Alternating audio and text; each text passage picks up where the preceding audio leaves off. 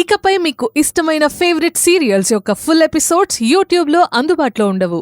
కేవలం సన్నెక్స్లో మాత్రమే ఫ్రీగా చూడొచ్చు. ఆ ప్రియా వెంకటరత్నం ధనుంజయ్ విషయంలో ఎలాంటి ప్రయత్నాలు చేస్తున్నారో తెలుసుకుంటాను. వాడు గనక అప్రూవర్గా మారితే చాలు, ఇక అత్తయ్యకి ఏ సమస్య ఉండదు. కానీ ప్రియాని అంత తేలిగ్గా నమ్మలేము.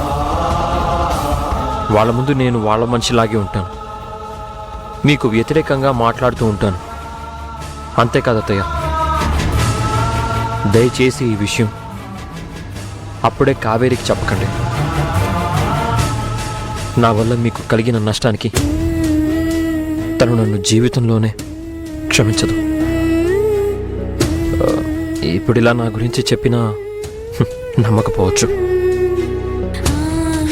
పరిస్థితులన్నీ చక్కబడ్డాక సమయం చూసి తనతో నేనే చెప్తాను. సరే అత్తయ్య, నేను వెళ్ళొస్తాను. మీరు జాగ్రత్త.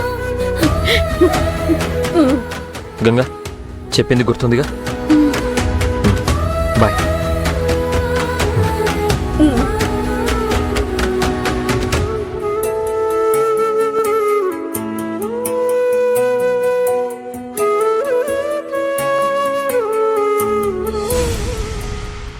అయ్యా, చూస్తున్నావా?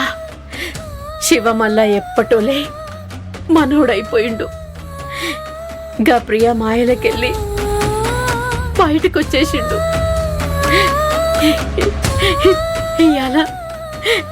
ఇవాళ నాకు చాలా సంతోషంగా ఉందయ్యా, సంతోషంగా ఉంది.